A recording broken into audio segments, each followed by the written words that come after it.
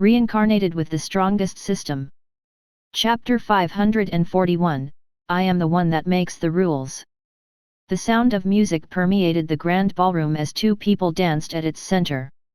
Princess Vanessa watched the two of them from afar in admiration, but it only ended in admiration.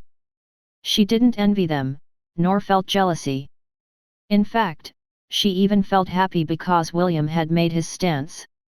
Princess Vanessa hoped that after William's show of force, her beloved prince would give up on his pursuit from their cousin that hailed from the southern continent. William firmly held Princess Sidonie's hand and waist as they danced across the ballroom. The princess had a sweet smile on her face as she looked at her lover lovingly. They were like a match made in heaven, and everyone couldn't help but sigh in their hearts because the gorgeous pair looked good together. What they didn't know was that the two lovers were in fact having a serious talk as they danced. What would you do if the emperor didn't give you permission to visit Amon's temple out of spite? Princess Sidonie asked. You should have endured a bit, Will, and talked to him properly. Sidonie, you and I both know that talking to him will not work, William replied. The emperor is merely gauging me to see what I can do. Well, if he refuses to give me permission, I'll find other means to sneak into Amon's temple. You're still going even if it means burning the bridge between you and the emperor. Yes. I don't have much time left to do the things I need to do. I'm on a tight schedule. I suggest that the three of us elope. I bet that would be very interesting. William's smile stiffened because Morgana could also communicate with him directly due to the added feature on the collar of Wisteria. As long as they were a mile away from each other, communication was possible. The half-elf had also explained to Princess Sidonie that whenever her divinity was going out of control, she should just immediately teleport to the Thousand Beast domain, and ask William to help her. Princess Sidonie knew that her lover couldn't stay with her all the time because someone like him carried many responsibilities. This was why being able to enter the Thousand Beast domain at any given time was an advantage on her part.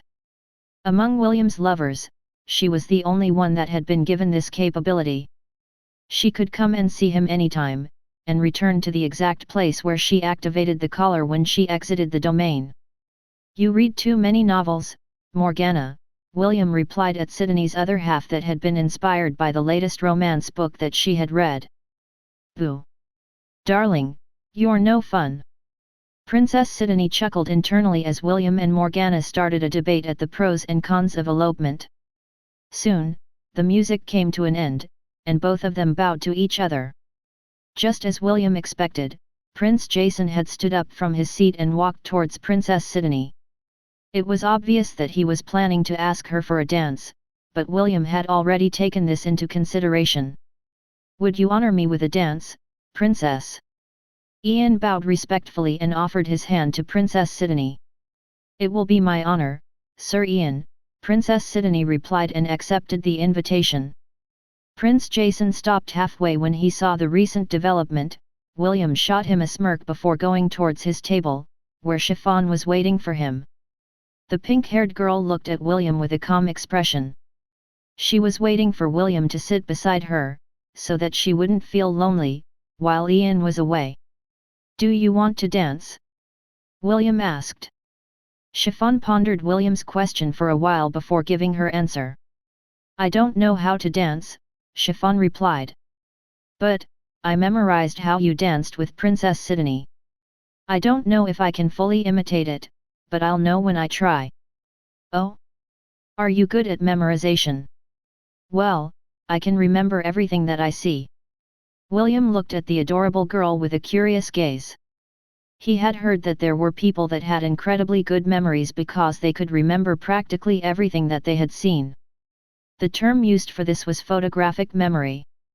Well then, why don't we give it a try? William asked. Will you honor me with this dance, my lady? Chiffon stood up from her seat and held William's outstretched hand. Other people were also going to the dance floor with their partners. Surprisingly, Prince Jason and Princess Vanessa were also on the dance floor, right next to Princess Sidonie and Ian. The one that invited Prince Jason to dance was none other than Princess Vanessa. Since the prince was already standing in the ballroom, it would be awkward if he returned to his seat empty-handed. Because of this, Princess Vanessa took the initiative to invite him to dance with her. The prince politely accepted her request and led her to the center of the dance floor, where the apple of his eye was standing. He really doesn't know when to give up, William thought as she led Chiffon right next to Princess Sidonie. Emperor Leonidas and Evexius looked at this scene from afar with knowing smiles on their faces. "It's good to be young," Emperor Leonidas said. Evexius nodded as he eyed the 6 children from afar. Princess Vanessa had grown to be a fine and considerate lady. It's just a shame that the one she likes doesn't return her advances. Also, that girl, Chiffon, looks better now compared to how she was when she first arrived here. Emperor Leonidas shifted his attention to the pink-haired girl that was dressed like a princess. Although he wouldn't say it out loud, he was quite happy with the way the little girl was being cared for by William, Princess Sidonie, and Ian. "Her father is a bastard," Emperor Leonidas commented. "Seriously, we should have stopped April back then. She deserves someone better." Evexius sighed as he nodded his head. "Sometimes, I think that she would have been happier if you had taken her as your concubine, your majesty." "Yes. I should have done that. At least, she wouldn't be dead," Emperor Leonidas replied. His voice was tinged with regret. "Even if everyone in the family had opposed it back then, I should have been more bold. Now, it's too late. The only thing I can do is to watch over her daughter in her place, which I've also failed to do quite miserably.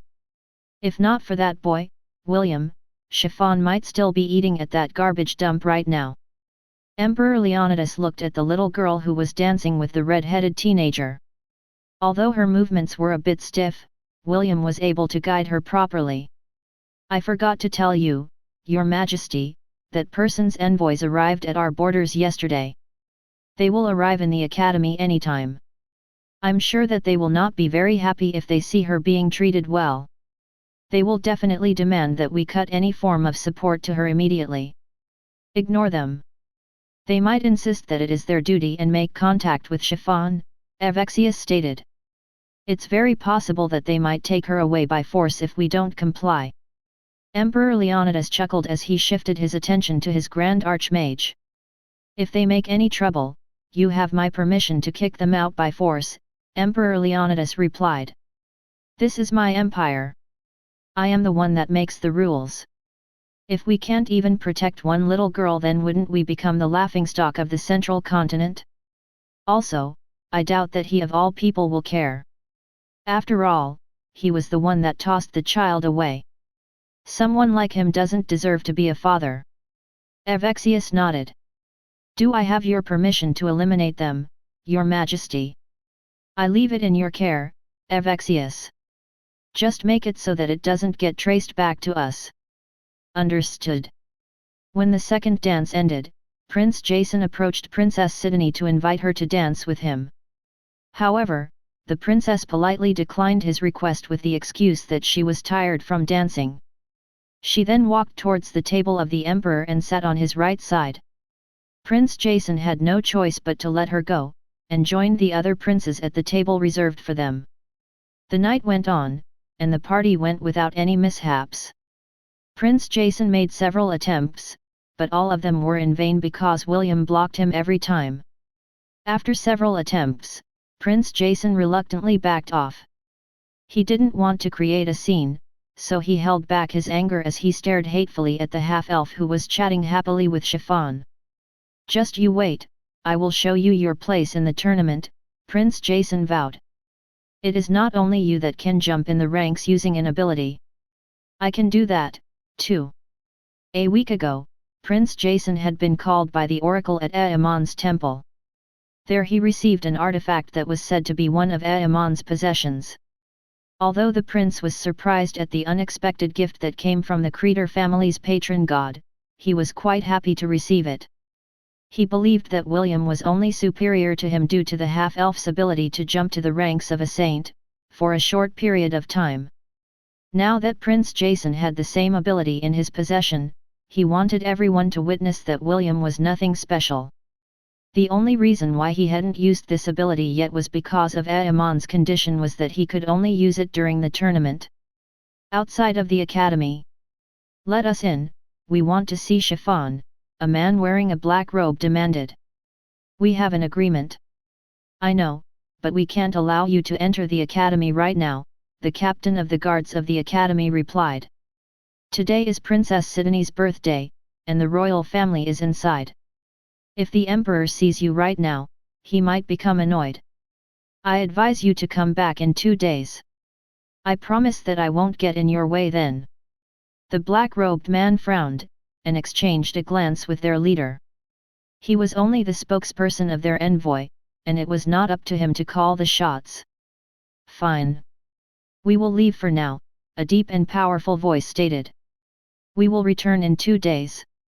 Make sure that you won't get in our way then. As long as you don't do anything unnecessary to the students of the academy, then I will allow you to pass. Remember, you are only allowed to see and talk to Chiffon. Contact with the other students is prohibited." The leader of the envoy nodded. He gave the gates of the academy one last glance before walking away under the cover of darkness. Their mission was to check on Chiffon to make sure she was suffering. If she was not, then they would do their best to make her life miserable. It was the mission that had been assigned to them by their lord who ruled in the northern continent, and they were duty-bound to see it through at all cost. Chapter 542, To Damnation and Beyond. In a seaside port located in the Hellan Kingdom. "Mistress, it's time to go," Oliver said as he looked at the beautiful elf that was drinking tea, while staring outside of the room of their inn.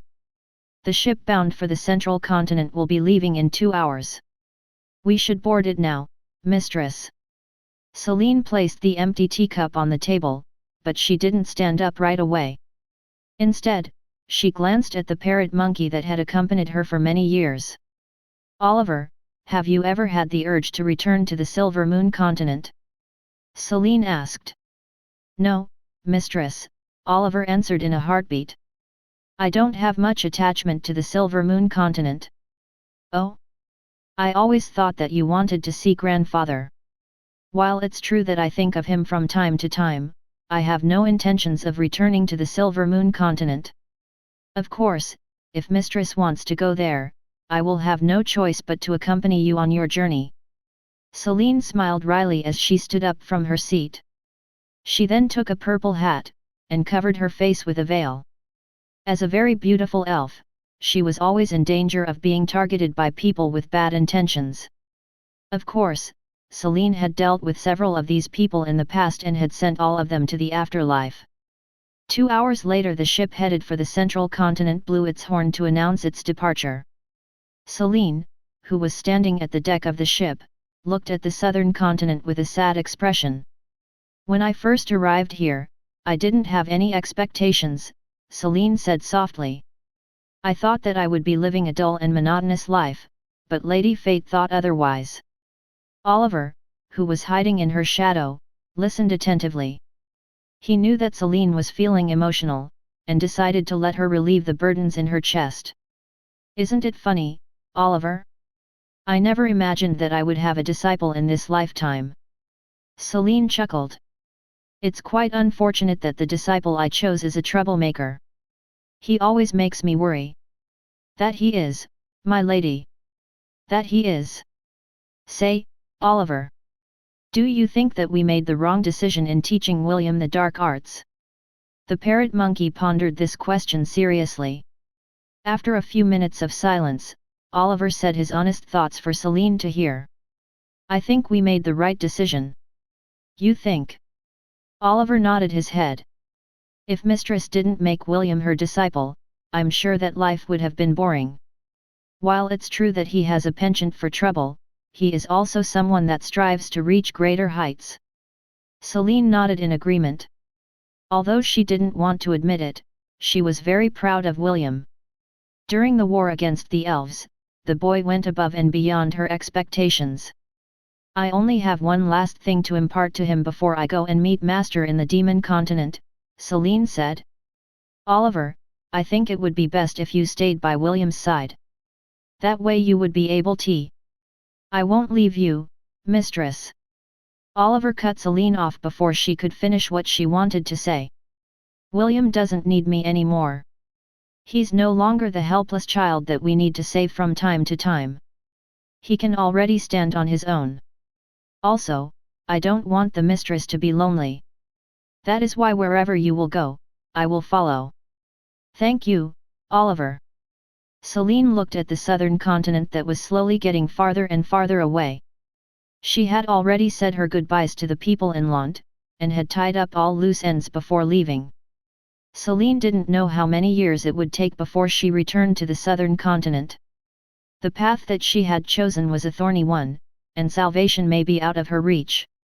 Even so, she still wanted to meet William, and her twin sister, Celeste, one last time before seeing her master in the demon continent. It had been many years since she had seen Celeste. Although the twins didn't know when the prophecy of the elves would come to pass, Celine felt that it would be happening soon. Because of this, she wanted to meet the people that were important to her, before destiny took its hold of her. Oliver, if I decided to turn this world upside down, would you still stay by my side? Celine inquired. If possible, she didn't want her loyal retainer to be mixed up in the struggles that she would face in the future. Celine would rather choose to be lonely than to see the parrot monkey follow her down a path of no return. I will, my lady, Oliver answered. I will follow you, to Damnation and beyond. Inside the Thousand Beast domain. A pretty elf sighed in pleasure as sharp fangs sank into her neck. Her name was Charmaine and she was one of the 13 elves that served as William's blood banks. They were part of the elven army that tried to conquer the Hellan kingdom, and became his spoils of war. All of their memories had been erased by the undead Lich, and the latter had made sure that they would be loyal to their new master, William. Ash had pleaded with William on their behalf, and the half-elf agreed that he would set them free after a few years. After a few minutes, William retracted his fangs and healed the wounds that he had made on the elf's slender neck. Thank you, Charmaine, William said as he patted her head. You can now put your clothes back on. You're welcome, Master, Charmaine replied as a blush spread across her face. I will always be here if you need feeding. Don't hesitate to call me anytime. William nodded his head. He watched as Charmaine wore the maid's uniform that he had bought for her from the god shop. Once she was properly dressed, she gave William a respectful bow before leaving the room. After the elf had left, William closed his eyes and asked the system to take him to the auction of the gods. He currently had 4,450,642 god points, and he planned to participate in the morning auction to see if there were items that were worth bidding for. The morning auction was an auction exclusive to the followers of the gods of the temple. This is where several candidates like William would auction their goods that they had acquired in their current world. Naturally, if the quality of these goods passed a certain threshold, it would be automatically sent to the night auction where the gods would be able to bid for it. Just like what happened to William when the system sent the demigod Sephiron for auction. 200,000 god points. 250.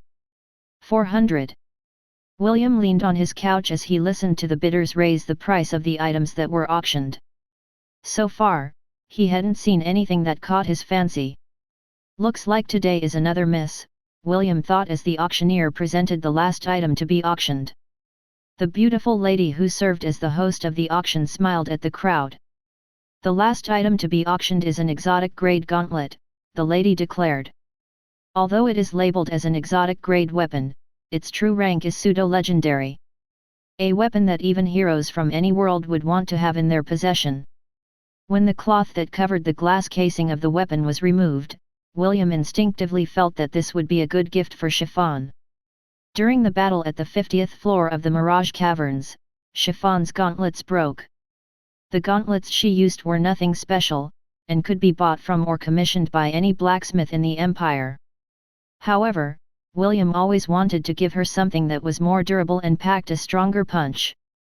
The name of this weapon is Titania's Gauntlets, the lady declared. A gauntlet that had been forged by the Fairy Queen herself. It is slotted with a special gem that allows its wielder to use the wind element proficiently even though they may not have the affinity for it. Gauntlet-type weapons were not very popular in the auction because people preferred using swords, spears, axes, and other martial weapons. This was why it was being auctioned in the morning auction instead of the night auction. The auction house hoped that there would be some melee fighters who would be tempted by the pseudo-legendary label that they had attached to the weapon. After seeing the lackluster response of the audience, the beautiful lady felt anxious. However, she still raised her slender hand, and commenced the start of the bidding. Bidding starts at 500,000 God points with an increment of 100,000. Bidding starts now. Chapter 543, When was the last time you ate trash? Titania's gauntlet was a pair of dark steel gauntlets with gold-plated lines engraved over it. Its design was similar to the Infinitia gauntlets that he had seen in a movie, which was used by a supervillain to wipe out half the population of the universe. William noticed that only one of the gauntlets had a green gem embedded on it that glowed with a greenish light. There were 5 slots in each gauntlet, which meant that it was possible to embed other gems in it to increase its power.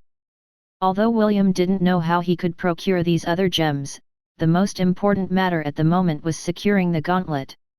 He could worry about the elemental gems later. 500,000. William raised his bid as soon as the auctioneer opened the bidding. 600,000. 700,000. The half-elf narrowed his eyes because he expected that there would be interested parties that would bid for it as well. However, he had no intention of backing down. 1.3 million. William declared. William wanted to intimidate everyone, so he decided to raise the bid instantly. He only hoped that the other bidders would be intimidated and back off, because he had limited funds. Unfortunately, there were others that had also noticed the potential of the gauntlets, and wanted to acquire it for themselves. 2 million, one of the bidders declared. 2.5 million. William countered. 3 million. The person who had outbid William earlier shouted. Clearly, he was not going to back down. William only had over 4 million God points, and he had already gone past his budget. He leaned back on the comfortable couch and sighed in regret. Host, if you like, I can analyze the gauntlet and create a recipe that you could use to craft a near replica of it using the blacksmith job class. However, you will need to pay 100,000 God points for it. Would you like to proceed with the analysis? The system's words were like music in William's ears. He had completely forgotten about his blacksmith job class. Although its level wasn't high enough to create Titania's gauntlets, creating a near replica was not impossible. Yes. Analyze it for me. Understood. Starting analysis. After William stopped bidding for the gauntlet, the auctioneer tried to hype it up a little more, but the bidders had already decided to give up. They were only candidates, and their funds were limited. They couldn't compete with big shots that were greatly favored by their patron gods that showered them with God points. Going once. Going twice. Sold for 3 million God points. The auctioneer's gavel slammed on her desk, marking the end of the auction. William waited in bated breath as the system rapidly analyzed the gauntlets before it was taken away by the staff of the auction house. Only after William heard the familiar notification sounds did he breathe a sigh of relief. Analysis completed. Titania's gauntlet, replica, crafting recipe has been acquired. God points, 4,350,642. William hurriedly checked the materials needed to craft the gauntlet. Not only that, the exact process on how he could craft it was also written in the recipe that the system had analyzed for him. A little tricky but not impossible, William pondered. If I succeed, it will take me 3 days to craft it. The materials that I need are a bit pricey, but they are still within the acceptable range. After confirming the things he needed, he asked the system to purchase the items that he currently didn't have in his possession. I need to tell Ash and Sydney that I will be gone for a day or two, William mused as he returned to the Thousand Beast domain. For the time being, I'll have both of them to look after Chiffon while I'm gone. Just as soon as William returned to his room inside the boys' dormitory, Ash's voice sounded inside his head and it sounded very urgent. Will, come and help us, Ashes said in a voice laced with anxiousness. There are 6 people that have us surrounded. It seems that they know Chiffon, and wanted to take her away.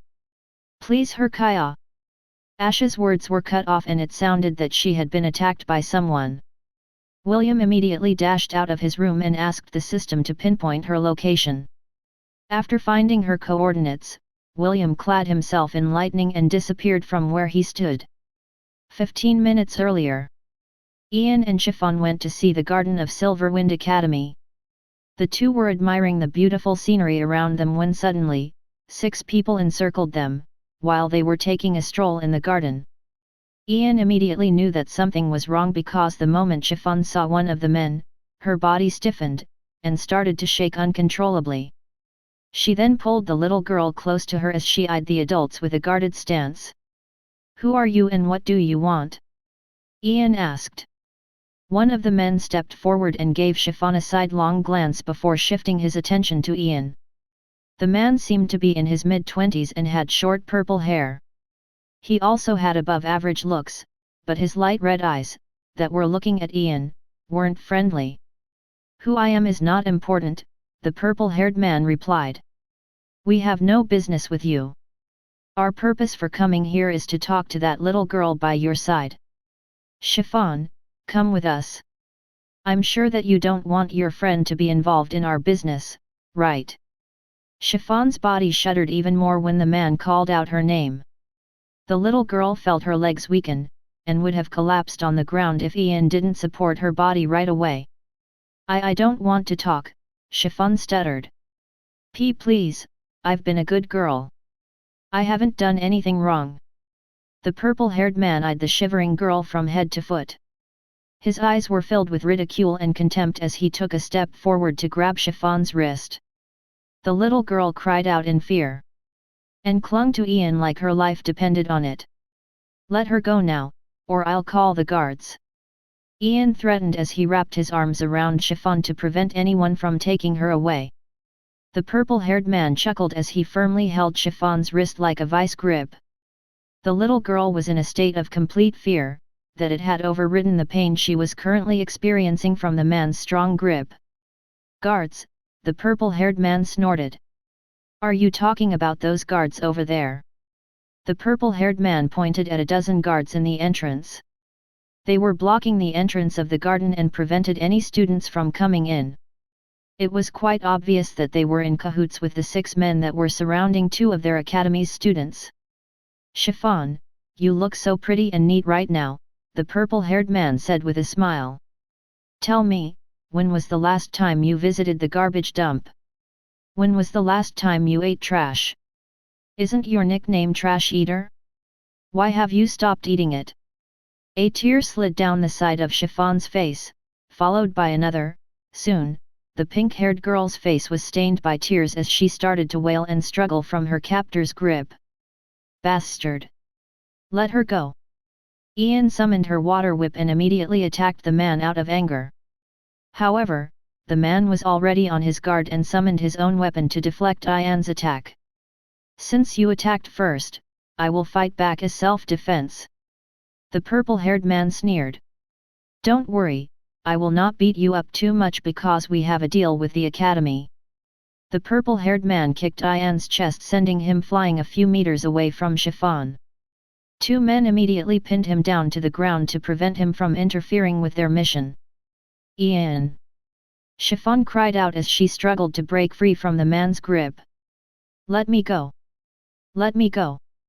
The purple-haired man chuckled as he grabbed the little girl's neck and lifted her in the air. Don't worry, I will let you go, but we have to take a trip to the garbage dump first, the purple-haired man said in a teasing tone. I'm sure that you are very hungry right now, so I'll help you eat a lot. Chiffon's face was starting to redden due to her struggle and lack of air to breathe. The guards who were watching in the distance sighed as they averted their gaze in guilt. If possible, they wanted to help the little girl, but this was what they had agreed upon when the 6 men came to meet Chiffon during Princess Sidonie's birthday party. "Chiffon, you're so light right now that I can lift you with a single hand," the man said. "This is no good. You must eat more trash. You need to eat a lot until you are full." Chiffon's gaze was starting to blur due to the lack of oxygen. She had already stopped struggling because it was pointless. The little girl had already accepted her fate, and no longer resisted her captor's taunting. Seeing that Chiffon had already given up hope, the purple-haired man sneered internally. He was about to let the little girl go when a flash of light appeared, followed by a loud cracking sound. The purple-haired man screamed in pain as he held his arm, which was now bent in an unnatural angle. Chiffon raised her head to see who had come to save her. Even though her vision was already blurry, she immediately recognized the red-headed teenager who was holding her in a princess carry. "Sorry I'm late," William said in a voice laced with killing intent. After seeing Ian being pinned down on the ground by 2 men, and Chiffon being strangled by someone, the half-elf's killing intent oozed out from his body. The half-elf looked down at the purple-haired man who seemed to be the leader of the group that was responsible for hurting his girls. "Hey, punk, do you want to try dying once?" William asked. William was not someone who condoned senseless killing, but he didn't shy away from killing bastards that deserved to die. Right now, even if the Emperor of the Creator Empire intervened, he would stop at nothing until he gave the man in front of him a very slow, and painful, death. Chapter 544, Your souls are mine. "Big brother," Chiffon said weakly. More tears flowed down from her eyes as she looked up at the person that had declared to become her caretaker. "Don't fight them. They are very strong. You will only get hurt. I will go with them, and apologize on your behalf. So, please, take Ian and go." "Strong." William smiled as he helped Chiffon to stand up. "A bunch of men bullying a little girl is strong? Don't worry, Chiffon. Now that your big brother is here, I'll beat up these bullies for you." William didn't add that he also planned on killing them later even if he had to chase them to the ends of the continent. The half-elf used his fingers to wipe away the tear stains on Chiffon's face before shifting his attention to the purple-haired guy that dared to strangle the little girl that he had taken under his wing. "Oi, I don't know who you are, or where you came from, but you have successfully made me angry," William said. Ian, who had been pinned down on the ground earlier, was also sheathing in anger. However, the 2 men that were holding her in place were stronger than her. However, she was no longer worried because her lover had come to their rescue. She sneered internally because she knew that the 6 people who had ganged up on them would not have a good ending. The half-elf's eyes glowed with power as tendrils of lightning snaked around his body. He then pointed behind him and 2 streaks of lightning zapped the 2 men that were pinning Ian down, sending them skidding across the ground for several meters. Ian immediately stood up and ran towards William and Chiffon. The 6 men were at least adamantium-ranked fighters, centennial-ranked. They couldn't believe that a mere teenager was able to push them back as if they were just rookie mercenaries. The purple-haired man forcefully fixed his broken arm using an elixir before giving William a hateful glare. He didn't know how the red-headed teenager managed to land a sneak attack on him, but now that he was on guard, he wouldn't allow the same mistake to happen again. "Brat, we have an agreement with the academy, so we are not allowed to severely injure the students here," the purple-haired man stated as he summoned a great sword in his hand. "Although I won't kill you, I will cut off one of your arms. That way, you will know that there are people in this world that you can't afford to provoke no matter what." The guards that were standing at the side glanced at each other. They were not only there to prevent the students from entering the garden, they were also there to ensure that the 6 adamantium-ranked mercenaries wouldn't go too far with their harassment. Now that the situation had turned for the worse, the captain of the guard finally decided to step in and prevent the mercenaries from harming William. However, before he could even make his move, William's words stopped him in place. "Since you had already decided to become mere spectators, then you can stay as spectators." William turned his head to glare at the captain of the guards. "Don't interfere, or I'll hold you accountable for turning a blind eye on this farce." The captain of the guards unconsciously shuddered because, for a moment, he thought that a blade was pressed against his neck. If he took a step forward, this blade would penetrate his flesh and draw blood. After saying what he had to say, William shifted his attention to the purple-haired man whom he was planning to torture to death. From behind his back, a portal emerged and dozens of rainbow birds flew out with a vengeance. B1 and B2 had spent some time with Chiffon inside the Mirage Cavern and grew fond of the girl. Although they didn't know exactly what happened, William's feelings passed through them and their gazes locked onto the purple-haired man who was a few ranks above them. Even so, the two dumb birds were not afraid.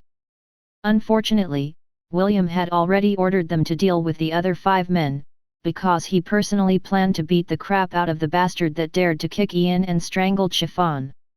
The last one to come out of the portal was Psaglov. The demonic dog smirked evilly as his single eye scanned his surroundings. Just where did that pig-headed anteater go off to? Psaglov thought. Well, I'll just look for him lat. Just as Psaglov was about to summon his doppelganger, a big shadow loomed over them. Psaglov raised his head, and the smirk on his face widened when he saw a golden dragon hovering above them. On top of the dragon's head, a small rainbow-colored anteater arrogantly looked down upon the 6 men as if they were just little insects. Psaglov, Kasaganaga, B1, and B2, I will let you handle the small fries, William ordered. Don't kill them, understand? Okay. Ian, watch over Chiffon for me. William summoned his wooden staff and held it firmly in his hand. Without another word, he stomped on the ground and appeared right next to the purple-haired man. The name of William's opponent was Augustus. He was a demon mercenary that had been hired by a high-ranking noble from the demon continent to ensure that Chiffon lived a miserable life in the Creator Empire. He and his men would visit Silverwind Academy twice a month in order to observe Chiffon and send a report to their employer. Augustus liked this mission very much. Why? Because it was super easy to do and the pay was quite high.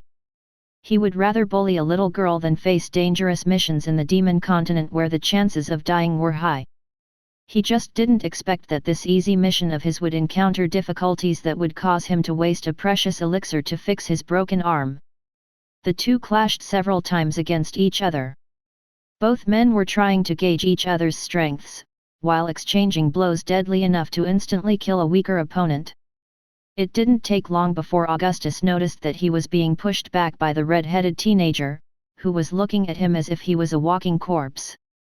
Augustus channeled his aura into his weapon with the intention of using his most powerful attack, to obliterate the annoying half-elf. William was about to dodge the attack when he realized that the man in front of him didn't randomly choose this instance to hit him with a full-powered strike. Ian and Chiffon were directly behind him. If he dodged Augustus' attack, it would hit the 2 people behind him. William knew that even if the 2 girls survived, they would be severely injured due to how powerful his opponent's attack was. Ignite! Augustus roared. Blaze Fury! William raised his left hand and summoned a silver shield in front of him. The wooden staff in his right hand disappeared and it was replaced by Solile. Right now, William had equipped the Sun Knight Job class, which was known for its very high resistance against flame-based attacks. William's feet skidded on the ground as Augustus' attack collided with his shield. The flames had ignited the flowers around them, turning their surroundings into an inferno. Ian had held Chiffon close to her when the attack started and used his body as a shield to protect the girl from the raging flames that seemed to have a life of their own. William sneered as Solile glowed in his hand.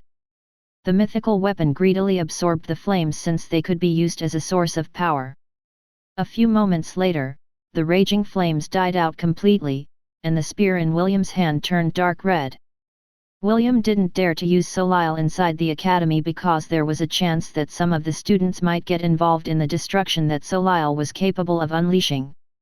Augustus clicked his tongue because his plan failed. He then hurriedly distanced himself from the red-headed teenager as he took out a 7th circle scroll from his storage ring to unleash a follow-up attack. He didn't intend to use this scroll because it was very expensive. However, William had angered him so much that he decided to not only pull the teenager's soul out from his body, but to devour it alongside Chiffon's and Ian's. "Your souls are mine." Augustus activated the scroll in his hand. Soul Devourer. The leader of the mercenary group knew that once he activated his trump card, the annoying brat and his friends were bound to die. Although it was regrettable that Chiffon would be part of the casualties, Augustus didn't mind. All he wanted to do was kill the boy in front of him, regardless of what methods he used to make it happen. Chapter 545, Your daughter's lover is a good person. The 7th circle spell was designed to capture the souls of anyone in its path. A 7-meter-tall apparition of an astral worm appeared in front of Augustus. It then opened its mouth as it sucked greedily to absorb the souls of the 3 teenagers in front of it. Ian felt her spiritual world tremble as the Soul Devourer skill passed through her. She had given half of her heart to William, so her spiritual world's defenses were also cut in half. Although she had a very high resistance to soul attacks, a 7th circle spell was nothing to sneeze at. William was about to decimate the astral worm using his life mage job class when a determined shout reverberated in the air. "And no!" Chiffon cried out. "I won't let you hurt my friends." Chiffon stood in front of Ian, who was already kneeling on the ground and doing her best to keep her soul from leaving her body. The pink-haired girl opened her mouth as wide as she could. It was at that moment when the air around her trembled, and a powerful suction force collided with the astral worm's own devouring power. It was then when something unbelievable happened. The astral worm's apparition shrieked in fright as a powerful force pulled its body towards the little girl. William, who saw this scene, wasn't too surprised because he already knew what Chiffon was capable of. He even laughed internally as he lunged towards Augustus to give him a world of pain. He wasn't too worried about Chiffon when it came to a battle of devourers. Challenge the sin of gluttony to an eating contest? They must be out of their mind. Just as William expected, the astral worm was sucked up by the pink-haired girl's little mouth, until nothing was left. Augustus didn't expect this outcome, so he was a second late in raising his guard to block William's punch that was headed right into his chest. A loud clap resounded as William's fist dug into August's chest that sent him smashing towards the ground.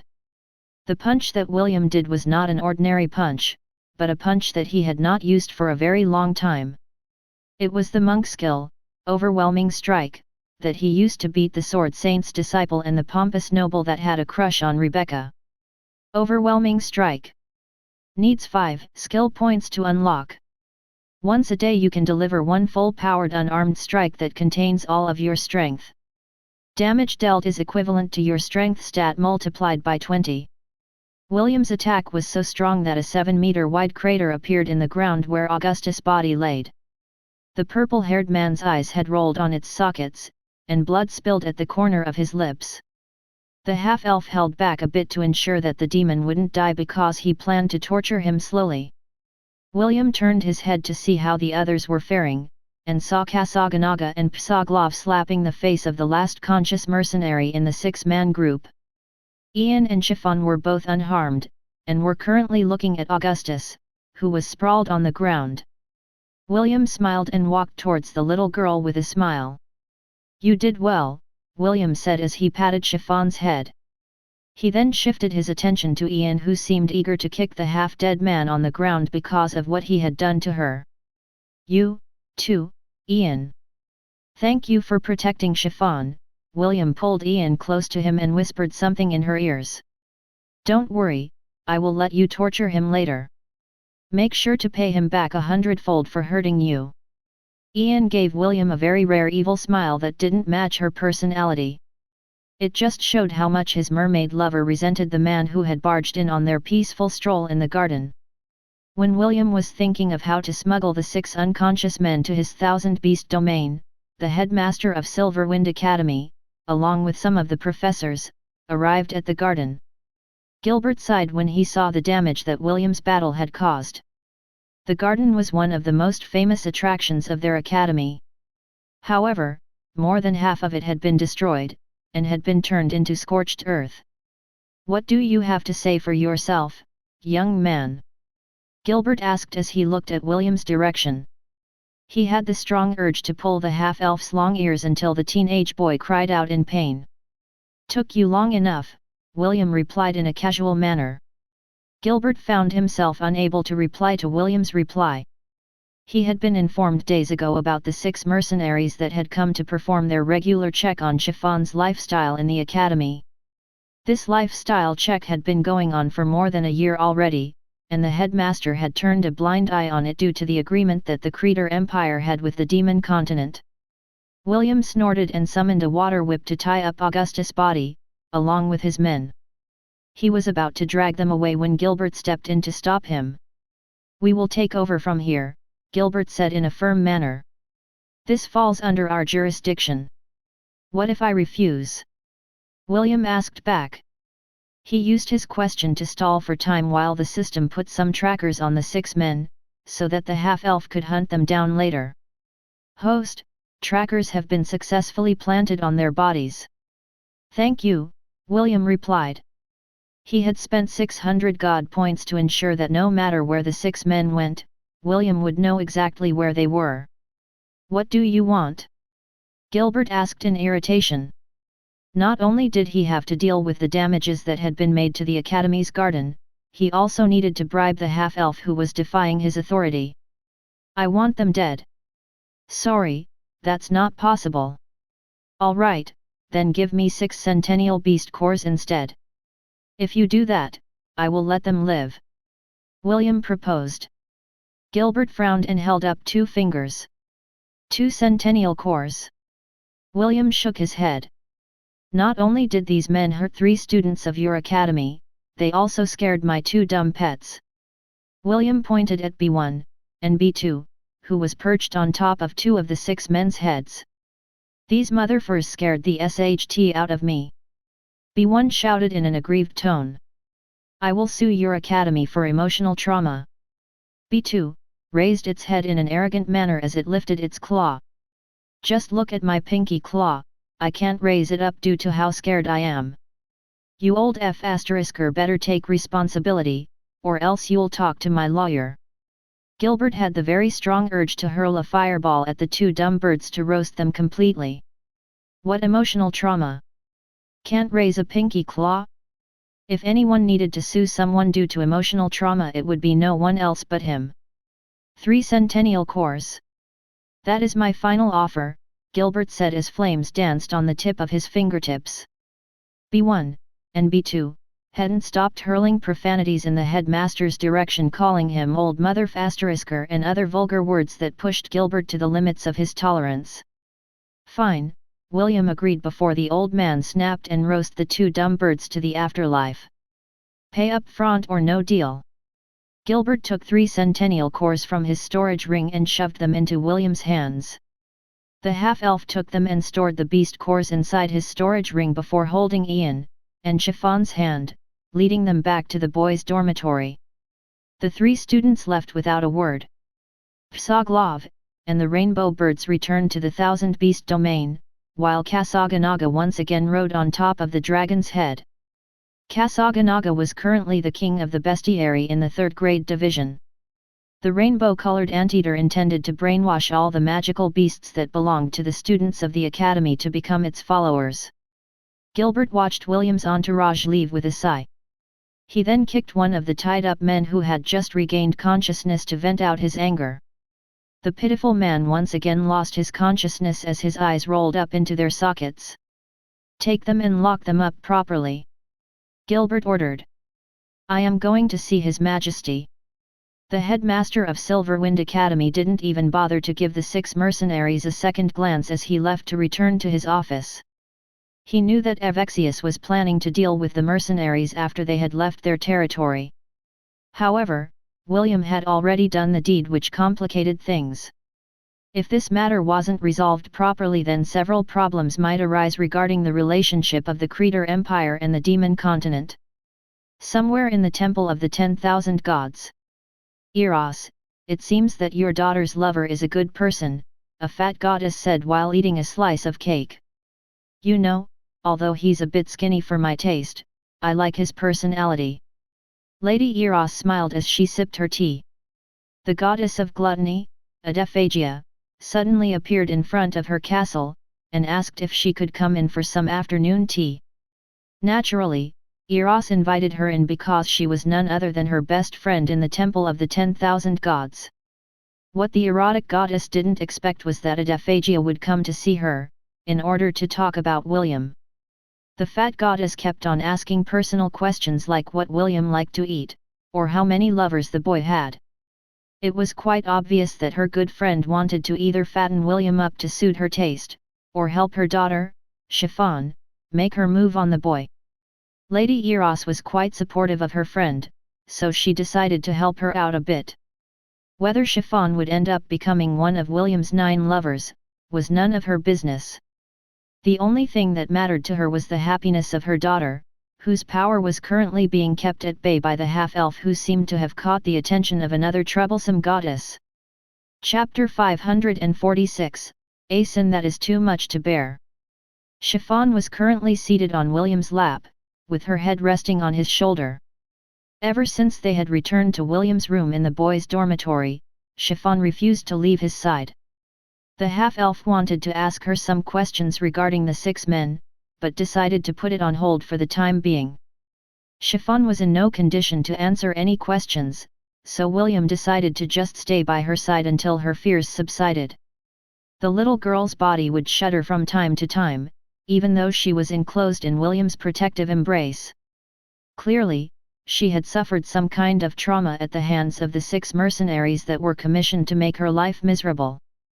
Don't worry, William coaxed the trembling girl in his embrace. I will not let them hurt you again. I promise. Chiffon gripped William's robe as she tried her best to calm her heart that seemed to be on the verge of bursting. The past month had been the happiest month that she had spent in the academy. She had been so happy that she had forgotten why she was sent to the Creator Empire, and why those mercenaries would visit her twice a month. Big brother, I'm scared, Chiffon said softly. I'm scared that they will take me away. I don't want to go. Rest assured, as long as I'm around they will not be able to take you anywhere. William promised. Really? Yes. So, stop crying. Chiffon sighed as she leaned her body on her protector. For some reason, her heart was telling her that William would indeed keep his promise. Perhaps due to the feeling of relief, and William's assurance, the little girl closed her eyes, and fell asleep in his arms. William stayed still until Chiffon's breathing became steady. After making sure that the girl was in deep sleep, he carried her to the bed, so that she would be able to rest properly. After settling her down, the half-elf was about to go when a small hand grabbed his arm. Chiffon was still asleep, but her body moved unconsciously to prevent William from leaving her. The half-elf glanced at the hand on his arm, and the sleeping girl on the bed before sighing internally. Her breathing had become unsteady and he knew that she might wake again if he took another step away from her. B1, B2, fly around the academy and gather some information. It doesn't matter what kind of information it is, even random things are fine too, William ordered. When you return, I'll give both of you 1 centennial core each. A small portal appeared above William's head and 1 red and 1 blue bird appeared inside his room. The half-elf waved his hand and the window in his room sprang open. The 2 noisy birds left the room without uttering a single word because they noticed that Chiffon was sleeping. Although the Ingrati birds were all vulgar birds, they were surprisingly considerate to the people whom they deemed to be their friends. With another wave of his hand, William closed the window and laid beside Chiffon.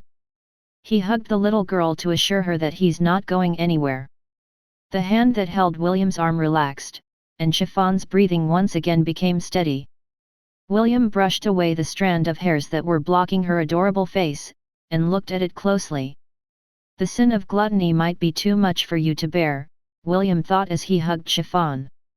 But, don't worry. I will make sure that you won't go hungry again. Yes.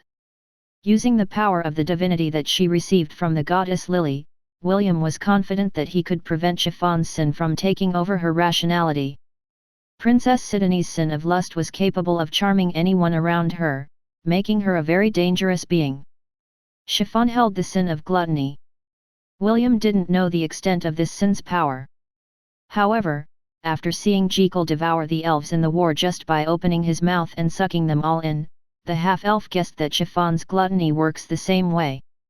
William wasn't aware that there was a time when Chiffon's power went out of control in the demon continent. Back then, she was in a gathering of high-level demons that oversaw the different territories of the demon realm. Chiffon's father had starved her for a month, in order to use her as a means to make the other demons submit by force.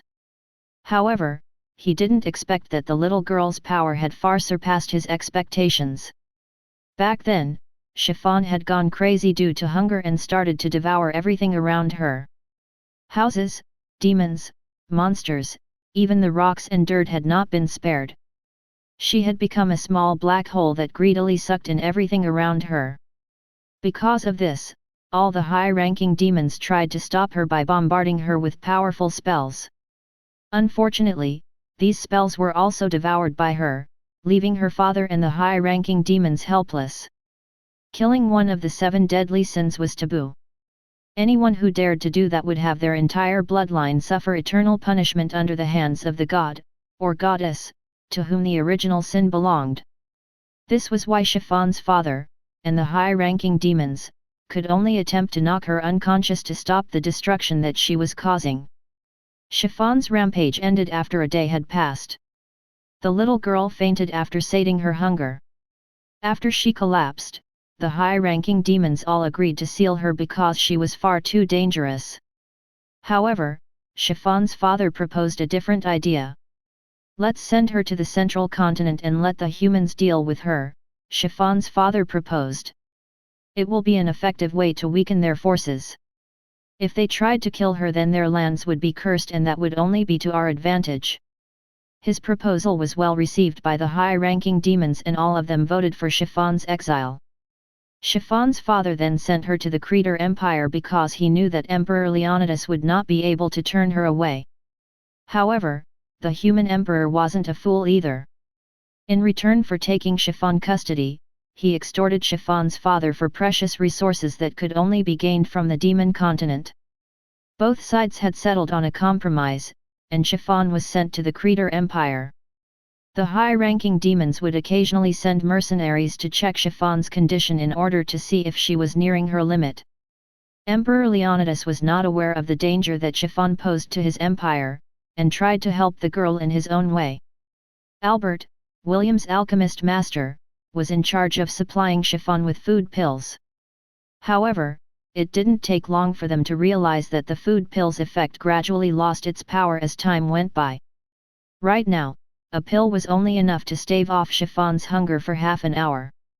Although they could keep on making pills for her, the nobles of the demon continent had sent supervisors to check her condition. After they found out that Chiffon's hunger was being kept at bay using pills, they sent a petition to the Creator Empire and Chiffon's father and threatened to bring her back to the demon continent. Knowing that what awaited the girl if she were to return was suffering, Emperor Leonidas decided to cease all support to the girl and allowed her to fend for herself. Of course, Albert would sneak a few pills every now and then, so that she could eat them when the hunger became too unbearable. However, due to the heavy monitoring that was being done on the girl, he couldn't help her much. "The boy beat them up?" Emperor Leonidas asked with a smile. "Did he beat them good?" "Your Majesty, this is no laughing matter," Gilbert said. "What should we do with the demon mercenaries? If they return to the demon continent, then news of this will spread and they might even send a punitive expedition." Emperor Leonidas pondered for a while before giving his decree. After they had recovered from their injuries, "Set them free," Emperor Leonidas ordered. "I doubt they will be stupid enough to find trouble for Chiffon after the suffering that they have received from William." "But, what about the Chiffon's father?" Gilbert inquired. A devilish smile appeared on Emperor Leonidas' face as he told Gilbert the answer. Tell them that the one that beat up the men he sent was the son of the dungeon conqueror and the saintess of the elves," Emperor Leonidas replied. "I'm sure that once he gets this news, he will try his best to capture the boy." "Will we let him catch the boy?" "Catch him? Well, the possibility exists, but are you forgetting something important?" Gilbert frowned. "Something important?" "Ah." The headmaster of the academy remembered the auras that he had felt when William fearlessly confronted Emperor Leonidas. "That boy isn't even afraid of me," Emperor Leonidas said. "Since that is the case, why would he be afraid of Chiffon's father? I hope that sorry excuse of a father gets his just deserts." Losing an arm against the dungeon conqueror back then was not enough for his arrogance. Emperor Leonidas would love to see the face of Chiffon's father after he realized that he had F***ed up. What he didn't know was that the half-elf was only bluffing back then. William couldn't ask for the help of the myriad undeads in the Undying Lands, unless he was about to conduct a massacre that would number in the hundreds of thousands. Malacca was not running a charity. There were only a little more than a year before he would be free from his bindings. When that happens, he would once again set foot in the lands of Hestia. A land that he had not seen for thousands of years. Chapter 547, The Vault of the Vanished Warlord. Just like William instructed, B1 and B2 started to gather information inside the academy. Most of the information they gathered was about the battle that had happened in the garden. There were rumors flying around that the academy was under attack and the headmaster was keeping a tight lid on it. The two birds knew that this was not the information that William wanted, so they kept their ears open for any kind of gossip, no matter if it was credible or not. "Man, those idiots, I shouldn't have agreed to let them inside the academy." Human, the guard captain of Silverwind Academy, scratched his head in irritation. "Every time those bastards come here, I get the urge to punch their faces." The other guards nodded their heads in agreement. Earlier, when they saw William and his summoned monsters beating the mercenaries, they wanted to join the fight and clobber the bastards as well. However, they were duty-bound not to interfere because this was something that the Emperor had decreed. It would become a dispute, so they couldn't do anything about it. "Look at the bright side, Captain," one of Human's trusted subordinates commented. "I doubt they'll have the guts to return here after that one-sided beating." Human snorted because he knew that things weren't that simple. Even if they don't come back, the other side will send in more people. This time, those hired goons will be stronger and more brutal than the first batch. B1 waited just in case Human would say more, but half an hour passed and no further talks about Chiffon were discussed. B2, on the other hand, went to see Kasaganaga and asked it for help. "Those mother-f***ers," Kasaganaga cursed. Due to the influence of the rainbow birds, the deity of the sky would curse from time to time, especially when it was around them. "Don't worry, B2. I'll ask my minions and share the news at a later time." B2 nodded and flew away. It still didn't find any worthwhile information, so it decided to go to the places where many students gathered to listen to their conversations. Meanwhile, in the infirmary of Silverwind Academy. "You've already seen Chiffon," Gilbert said as he looked at the 6 mercenaries that had been patched up by their school's clerics. "Now leave this place before I ask you to pay for the damages that you have caused." "Headmaster, do you think that this will end well for you?" the leader of the mercenary group, Dicky, sneered. "If my employer hears about this, he will definitely not sit idly." "Indeed," Gilbert agreed. "I mean, if I heard that the mercenary group I hired was beaten black and blue by a teenager, I would probably be infuriated. Who knows? I might even kill you on the spot for being incompetent fools." Dicky flinched because the possibility of that happening was very high. Their employer was not a very understanding person, and once he got angry, heads would start to roll. "In fact, I was just about to write a letter to him," Gilbert said with a smile. "I will make sure to report everything that happened here. I'll even ask him to pay for the damages that you have caused. Don't you know that the garden is one of our academy's attractions? Now that half of it is destroyed, it will take a while for it to be restored to its former glory. Guess what? That's going to cost a great sum of money. I bet your employer will be very happy when he reads my letter. Dickie was starting to feel anxious. If word of their group's failure were to spread, they would definitely become fugitives in the Demon Continent and would have no choice but to stay in the Central Continent to evade their employer's wrath. This was something that they had to prevent at all costs. Dickie cleared his throat. Headmaster, we've known each other for a while. Why don't the two of us compromise? Compromise? Gilbert questions. Are you going to pay me for the damages? No, but I have a better idea. Dickie could tell that he was at a disadvantage in the negotiation. The leader of the mercenary group knew that if he didn't come up with something to keep the headmaster's mouth shut, things might get dicey for him in the future. How about this? I will give you this scroll that I stole. I picked up by accident, Dickie said as he summoned a scroll from his storage ring. A merchant was carrying this scroll and it seemed to be a prized possession. I was planning to sell it at an auction, but since the headmaster and I are good friends, I will use this to pay for the damages I did to your academy. Not only that, I will also report that Chiffon is more miserable than the last time I saw her. I will continue to give this kind of report to my employer, every time we visit in the Creator Empire. How does that sound? Gilbert thought for a while before nodding his head in agreement.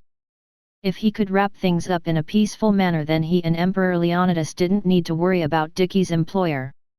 Also, he was very curious about the scroll in Dickie's possession. Since he had nothing to lose in this exchange, he acted to reluctantly accept the mercenary leader's offer.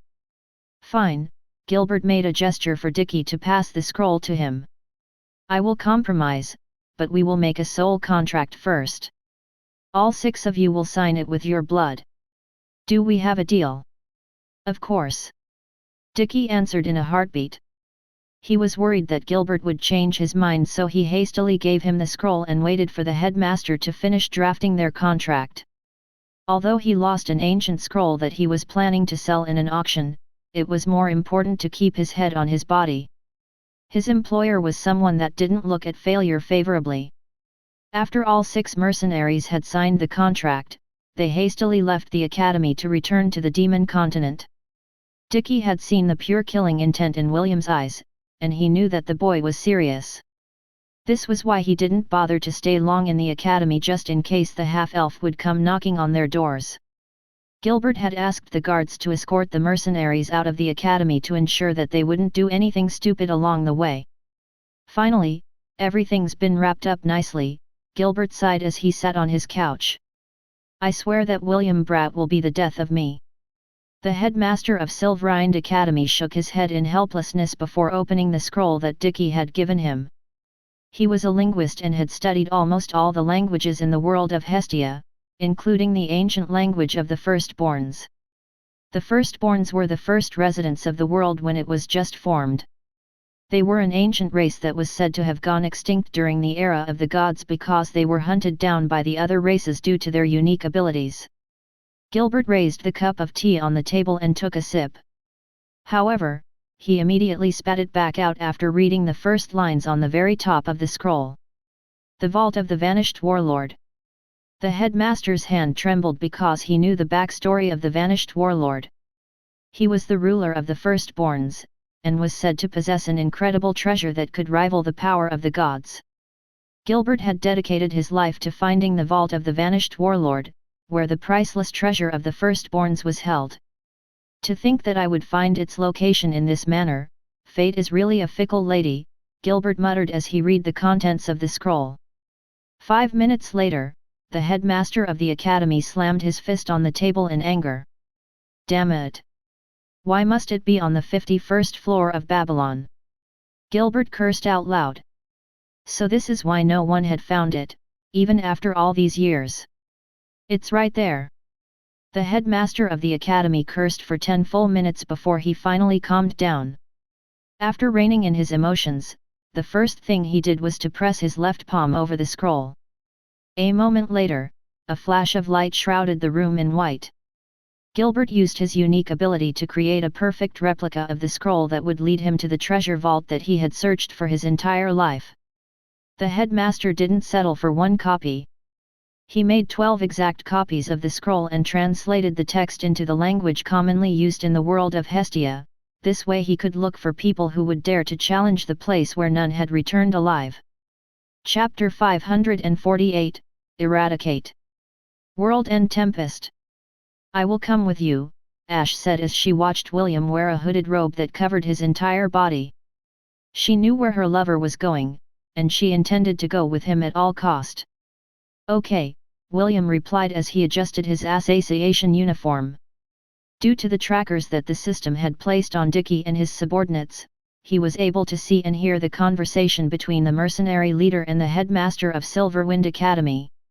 Even though the mercenary leader had agreed to report to his employer that Chiffon's life in the academy was the same as always, he had no intention of letting them go so easily.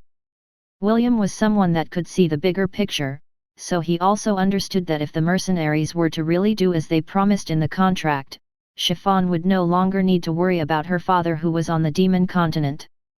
The half-elf didn't care who Chiffon's father was because, to him, her father was scum.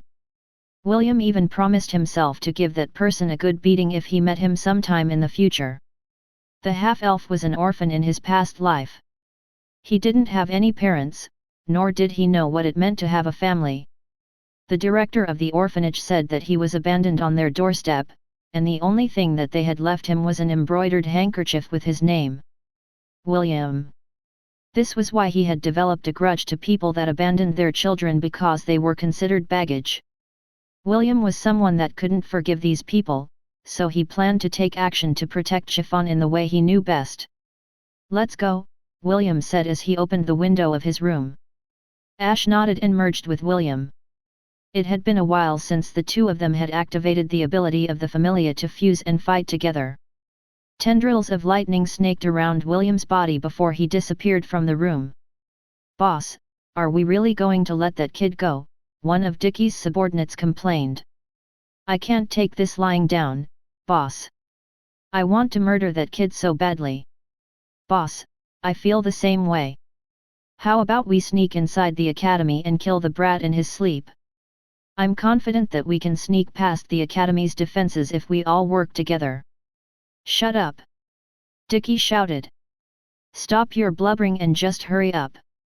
We need to get to the next town before midnight. Although they could use teleport gates to hasten their journey, there were certain rules that they had to follow while they were in the Creator Empire.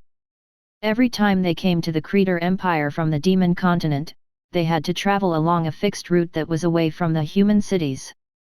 This was the compromise that Emperor Leonidas had agreed upon when he decided to allow Chiffon to stay in his territory. Boss, just let me have a go at that kid. I promise that I'll end it quickly. I'll go with you, brother, let's go back. We can reach the academy in 5 hours tops if we hurry. Dickie wanted to slap his subordinates for their stupidity. He was the strongest in their group and the one that had fought against the boy. After their short battle, he realized that the boy was stronger than him. This was why he used his ultimate attack as well as his soul-devouring scroll to finish him off and prevent the Creator Empire from gaining another prodigy. A/N, he didn't know that William was not from the Creator Empire. While he was about to take action and show the fools their place, a peal of thunder sounded in the heavens. Seconds later, a streak of lightning descended a few meters away from them. You don't need to return to the academy to find me, William said as sparks of lightning flashed all over his body. I have come for all of you. Ha ha ha. Perfect, one of Dickie's subordinates summoned a war axe. You saved us the trouble. Now, it's time for you to die. The man charged at William with the intention of slicing him in half. He was a veteran in the battlefield and he had already determined that William was only in the peak of the platinum rank. He was in the middle stages of the adamantium rank, which was 2 realms above the boy. With such a huge gap in power, how could he possibly lose to a teenager who was still studying in an academy? It was not only the axe wielder that decided to attack William. The other mercenaries, except Dickie, also joined in to ensure that their prey wouldn't be able to escape. Exceed break, William muttered as he took a step forward. He had activated the skill that heightened all of his senses and multiplied them tenfold. Fools! Are you blinded by rage that you didn't notice? He's a lightning user! Dickie shouted as he, too, took out his weapon to assist his men in battle. Don't underestimate him just because his rank is lower than ours. Dickie's subordinates returned to their senses after they had overlooked this important part. However, it was already too late. At the center of William's palm, a ball made of electricity and fire swirled like a whirlpool. Thunder blaze! William unleashed his magical attack and sent the axe-wielder flying. The smell of burnt flesh permeated the air as William's eyes glowed eerily in the darkness. After disabling one of his targets, the half-elf stomped his foot on the ground and jumped high into the air. Icicle Realm! Icicle shards sprouted off the ground and trapped the mercenaries in a dome filled with razor-sharp icicles. These icicles would shoot into the air and break into pieces. Each piece was sharp enough to cut off a person's body part, and William had trapped the mercenaries in a slaughterhouse made of icicle shards. Although this attack was one of William's favorite moves, his opponents were veterans in their own right. The mercenaries activated their spells in order to destroy William's attempt to hold them in place, but to their surprise, the ice that they destroyed would regenerate at a rapid pace. The mercenaries thought that they were just fighting against a single individual, but they were wrong. Right now, Ash had merged with William, and she was equipped with the Ice Mage's final job class, which was the Ice Monarch. William was currently using the Elemental Lord job class, which allowed him to wield the powers of wind, water, fire, earth, and lightning. The half-elf gathered the 5 elements on both of his hands and merged them together.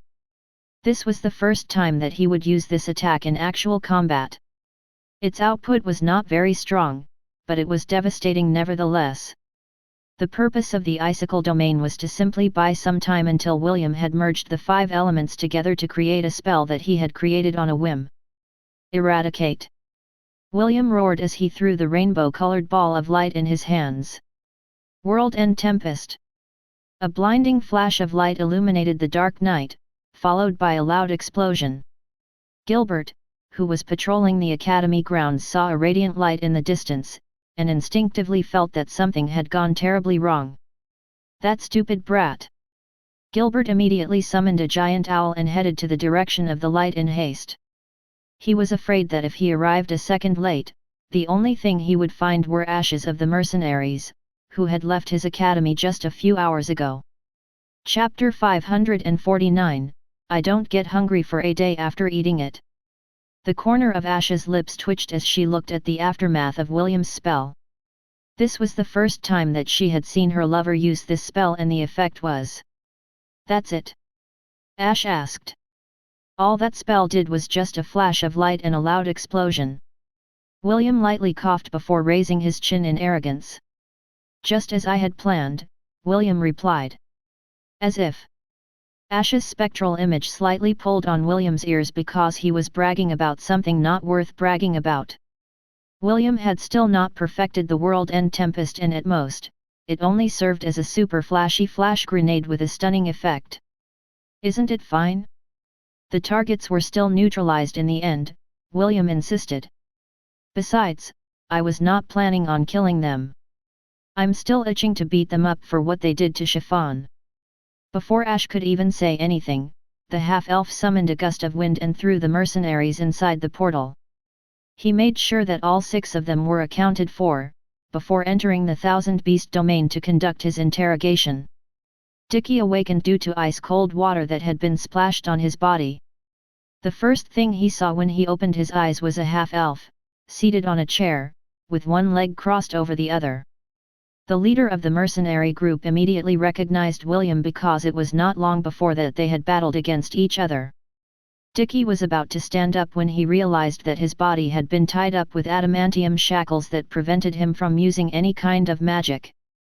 He scanned his surroundings and saw his subordinates tied up in the same way as him. However, what made him suck in a deep breath was over 100 elven undead who were standing behind his men, with their weapons at the ready. It was as if they were just waiting for William's order to hack his comrades to pieces. You don't have to worry about them. I won't kill them, at least not yet. I have questions, and I want answers, William said with a devilish smile. You can choose not to answer them, but I will advise you to cooperate if you don't want to get hurt. If this is due to the harassment we did at the academy, please, allow me to apologize. Dickie bowed his head submissively because this was the only thing he could think of to save his life. I have already made a deal with the headmaster to keep Chiffon's current circumstances a secret. I swear that I won't harass her again, so please, forgive me and my men. William shook his head slowly as if telling Dickie that gaining his forgiveness wasn't that easy. Answer my questions first, we will talk about forgiveness later, William stated. But, before we get to that, I just want you to know that if you lie to me, I will kill your men and turn them to undead. I have a skill that allows me to tell whether someone is lying or not. Kasaganaga stood a few meters away from William while gnawing on a centennial core. This was one of the cores that Gilbert had given him earlier as compensation. The two other cores had already been given to B1 and B2 in order to raise their ranks. Kasaganaga's role was to tell the half-elf if his prisoners were lying or not. Demigods could easily ascertain lies from truth, and William needed the rainbow-colored anteater to ensure that Dickie wouldn't be able to lie to him. First question, who is your employer? A duke in the demon continent. He commissions us to visit Chiffon in the academy to see how she's doing, and whether the Creator Empire is following the agreement. His name? Piers Ryder, the Duke of Grimgar, Dickie answered. William glanced at Kasaganaga and the latter nodded its head in affirmation. Is he Chiffon's father? William inquired. Dickie shook his head, I'm not sure. All I know is that he pays us good money to do this commission. William snorted. For the time being, he would remember the name of the Duke. If there was an opportunity in the future to visit the demon continent, the half-elf would give him a visit, and smack his face for good measure. Let me get this straight. William rested the side of his face over his right palm. Your mission is to visit the Creator Empire twice a month to check whether Chiffon is suffering or not, correct? Yes. And if she's not suffering? We are duty-bound to make her suffer. William nodded his head before pointing his finger at Dickie's head. Stone bullet. A stone which was as large as a baseball ball, materialized in the air and flew towards Dickie, hitting his forehead, before breaking into pieces. As a demon who had reached the adamantium rank, the stone bullet wasn't able to deal him a serious injury. However, it was still enough to make him feel hurt. William shot 5 more stone bullets, which hit the other mercenaries who were pretending to be unconscious. All of them cried out in pain, but William was still not done with his interrogation. Aside from your group, are there any other envoys that come to check up on her condition? William inquired. No.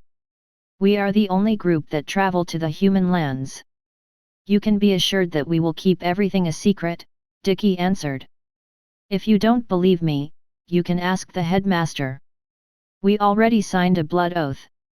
If you like, I can tell you the details in full. No need. William shook his head. I already know the details of the contract. William interrogated, and tortured the mercenaries for half an hour before forcing them to sign another contract with their blood. One of the things that was written in the contract was that they would not say any information about him to anyone. If they were to break this oath, they would immediately die due to a breach of contract. The only contract that William trusted was a contract that was supervised by the god of contract, Sancus. There were certain beings that were capable of forcefully breaking a contract, but none of them would be able to break a contract that was reinforced by the god of contract himself. This was why William preferred to form his own contract, than trust a contract that was only reinforced by lesser beings. After knocking the mercenary group unconscious for a second time, William tossed them out of his domain. Before I forget, I want you guys to do something for me. I want you to bring me a detailed map of the demon continent on your next visit, William ordered. It doesn't matter how expensive it is. I'll pay you once you hand it over to me, understood? Why yes. Dickie answered. He and his men were bruised and battered because William didn't go easy on them. All they wanted was to get as far away from the half-elf as they could, and never see him again if possible. Unfortunately, the latter had bound them to do his bidding with the help of the arcane spectral lich. Although they weren't wearing any collars on their neck, they had been placed under a powerful curse, which left them no choice but to follow William's orders. The half-elf raised his head to look at the east. He had sensed someone approaching their location, and he was quite familiar with the person's magical presence. Go, William ordered. Seeing you guys makes me want to beat you up all over again. The bodies of the demons shuddered as they hurried to leave in fear of William's threat. This time, they used their physical abilities to empower their body and ran as fast as they could. The half-elf didn't bother to watch them go because his attention was focused on the black dot that was approaching his location. The system had already informed him of the identity of the newcomer, which proved that William's hunch was correct. 5 minutes later, an owl hovered above William and Gilbert looked down on him with a glare. What are you doing here, William? Gilbert asked. Don't you know that our academy has a curfew? William gave the headmaster of Silverwind Academy an innocent smile before giving his reply. Headmaster, I wasn't able to sleep, so I decided to take a stroll. Take a stroll? Do you know how far away we are from the academy? I even used the teleportation gate of Silverwind City just to get here as fast as I could. Boy, do you think I'm stupid? Gilbert patted the owl and ordered it to land. He had already used his night vision to check the surrounding area and found traces of battle. There was even some blood on the ground, which made him livid. Did you kill them? Gilbert asked. William shook his head. No. Are you telling the truth? You'd better not lie to me. You have no idea what the consequences are if you killed the envoy from the demon continent. They're not dead. Don't worry, headmaster. Everything is fine. I just taught them a little lesson, that's all. Gilbert didn't know if William was telling the truth or not. However, he would rather believe his words than think of the worst-case scenario. He nagged at William for a bit before urging the boy to ride the owl with him. He intended to personally take the boy back to the academy in order to get some peace of mind. Meanwhile, inside Princess Sidney's room. And that's how William and I became lovers, Princess Sidney said with a smile. She was currently brushing the little girl's hair in front of the mirror, while telling her the story of how William and her became lovers. Chiffon looked at the beautiful princess reflection in the mirror with a dumbfounded expression. You tricked him. I didn't trick him. I just didn't tell him that the Creator royal family had this custom. You used his ignorance to get what you wanted. Princess Sidney nodded. Yes. I did. The beautiful princess admitted without any tinge of guilt or embarrassment. She loved William so much that she was willing to do anything in order to make him her lover. In the end she succeeded, and the half-elf had also opened his heart to her, which made her love life very colorful. Tell me, Chiffon, what is Will to you? Princess Sidney asked. As someone who loved William, she could feel that the little girl in front of her was somewhat interested in her lover. However, the feeling was very vague, so she wasn't sure if what Chiffon felt for him was love or only admiration. He's my caretaker, Chiffon answered. He makes sure that I don't suffer from hunger. How can he stop you from feeling hungry? Princess Sidney inquired. The sin of gluttony can only be sated by massive amounts of food. We always eat together, and although you eat more than me, that can still be considered normal because I don't eat much. Just what is Will feeding you? How did he prevent you from losing to the power of your sin? I just don't understand how he did it. Okay, all done. Chiffon turned her head to look at Princess Sidney and answered her question. I stave off my hunger by licking Big Brother's lollipop, Chiffon replied. It is long, hard, and is very delicious. Also, it is very sweet. For some reason, I don't get hungry for a day after eating it. William was unaware that the little girl that he was protecting had made Princess Sidonie misunderstand what she was talking about. He would come to learn about it the next time he spent some time with his princess lover, who made sure she bit his lollipop to show how displeased she was with his action. Chapter 550, Devourer's Gauntlets. 2 days after William had dealt with Dicky and his mercenary group. Gained EXP points, 400,000. Ding! Congratulations, your blacksmith job class had increased a level. Congratulations, your blacksmith job class had increased a level. Congratulations, your blacksmith job class had increased a level. Congratulations, your blacksmith job class had increased a level. Blacksmith job class has reached its max level. Would you like to advance to the next job class? Yes/no. Finally it's completed. William wiped the sweat on his forehead as he looked at his latest creation. 2 silver gilded, black gauntlets glowed faintly in front of William. Its main body was made from adamantium and mithril, so its durability and ability to synchronize with its wielder's magic power was guaranteed. William felt that his current skill was insufficient to create a near replica of a pseudo-legendary weapon, so he decided not to push himself, and just make an exotic grade weapon that is well within the limit of his capabilities. After studying the recipe of Titania's gauntlet, the half-elf decided to tweak it. Since he didn't know how the jewels with elemental properties worked with Titania's gauntlet, he altered its performance, so that his own elemental powers would work in it. Now that the body is made, it's time to create the jewels for it, William muttered as he clicked the Job Advanced job class for the blacksmith job class. System, change my job class to Artificer. Ding! Blacksmith has been successfully upgraded to Artificer. Unlike the other job classes, a blacksmith could branch out to different areas of specialties. Since William could freely change his job class, it didn't matter if he chose Artificer, Whitesmith, or Battlesmith. Since his priority was to create elemental jewels to place on the gauntlets he made, he needed a job that specialized for it.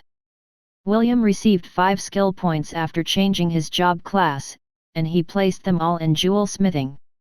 The half-elf was also interested in the metal smithing skill, but for now, he decided to focus on jewel smithing. Once he leveled up and gained skill points, it wouldn't be too late to add points to the metal smithing skill. Jewel smithing allows the artificer to refine, or create jewels for various purposes. Chances of success in jewel creation are dependent on the skill's level. Chance of success in jewel creation, 50%. William took out an emerald from his storage ring. He had no time to polish a gem from the beginning, so he decided to use a ready-made gem for his experiment. Unlike the Titania's gauntlet that allowed its wielder to fully manipulate the wind element, William's gauntlet was not so convenient. However, what it lacked in power, it made up for in diversity. At least, that is what William had planned for the weapon he had personally crafted for Chiffon. William closed his eyes and focused his magical power on the jewel that he was holding in his hand. Jewel skill creation. A faint green light glowed inside the emerald as William attached a skill to it. The glow became stronger as the jewel skill creation neared its completion. However, just before William was about to succeed, cracks appeared on the emerald's surface. A second later, the emerald turned into fine glittering green dust. William failed on his first attempt, but William wasn't too worried. He once again took an emerald from his storage ring and started the process all over again. On his 9th attempt, William finally succeeded and successfully imbued a skill into the emerald.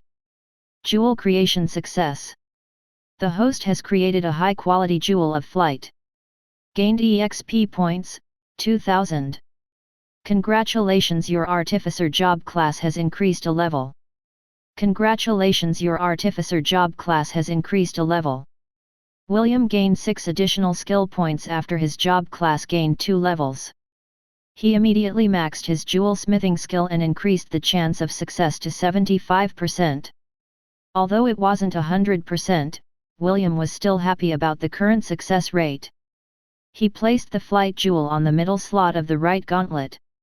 After admiring his work for half a minute, he once again took out a different jewel from his storage ring. This time, William took out a moonstone and imbued another skill to it. Jewel skill creation. Several hours passed before William finally finished his masterpiece. Using his jewel smithing and metal smithing skills, William had worked tirelessly until the gauntlet transformed into a pseudo-legendary weapon. Please give a name to your creation. Name it Devourer's Gauntlets, William said before falling on his back. He had given his everything to create this weapon, and now he was too exhausted to even move. Ding! Weapon has been successfully named. Devourer's Gauntlets. Pseudo-legendary weapon. Gauntlet type weapon. Increase all stats by 20. Allows the wielder of this weapon to use the skill Overwhelming Strike 3 times a day. Has a 5% chance to stun your opponent for 3 seconds whenever you land a hit on any part of their body. Devourer's Gauntlet imbued skills. Flight, active. Gives the ability to fly. Lightning reflexes, passive. Increase reaction time by 50%. Heroism, passive. Increase all stats by 50% when fighting against stronger opponents. Underwater breathing, passive. Gives the ability to breathe underwater. Improved concentration, passive. Increase concentration during battles. Cure, active. Cures harmful status effects. Oxus strength, passive. Increase strength by an additional 20. Immolation, active. Coats the body with searing flames. Shadow clone, active. Creates one replica with 50% of the wielder's overall strength. Dodge, passive. Increase the rate of dodging an attack by 30%. Ash, help me, William called out to his mermaid lover through telepathy. I can't move. A few minutes later, the door of the workshop opened and a young lady with light blue hair walked in with a worried look. 3 days have passed in the outside world and all of us are worried about you, Ash said with a sigh. I was surprised when you contacted me, but to think that you worked till the point that you are even unable to move astounds me. I know. I'm just that awesome. More like that stupid.